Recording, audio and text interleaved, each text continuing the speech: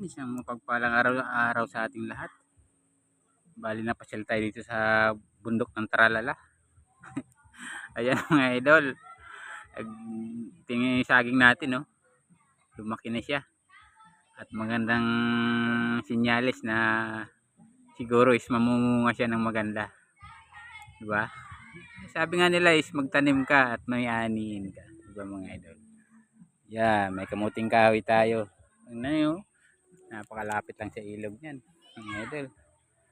Yun, no? Yan. Kaya nag-iba yung kulay ng tubig dahil sa nagulan. Kaya nag-iba yung kulay. Ito pansamantala nandito tayo. Sinubukan na natin ulit magtanim ng gabi. Yung gabi na may ugat, nag-uugat yan. Para kung sakaling magsigang tayo, may pananim na tayo. Sinubukan na, sinabayan na rin natin ng saging. Yan. Saging na saba. Ayan, nagtanim tayo dito ng para siguro is mayroon tayong tanim dito is yan. Yun yung isa. So, di ba? Siguro to nasa 8 pirasong puno ng saging. Tinanim na natin. Para kahit minsan-minsan lang tayo dito mapunta, at least pag sakaling mamunga man siya, may anihin tayo.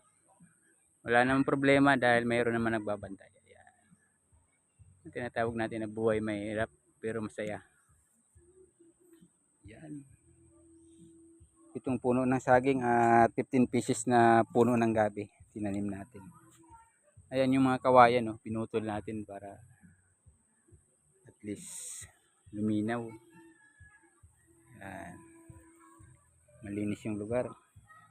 Diba? Yan tayo dahil wala tayong pasok ngayon, sinamantala natin yung pagkakataon.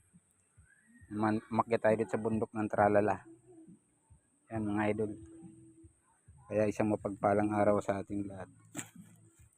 Yan. Lapit lang to sa ilog. Pwede tayo magbabuyan.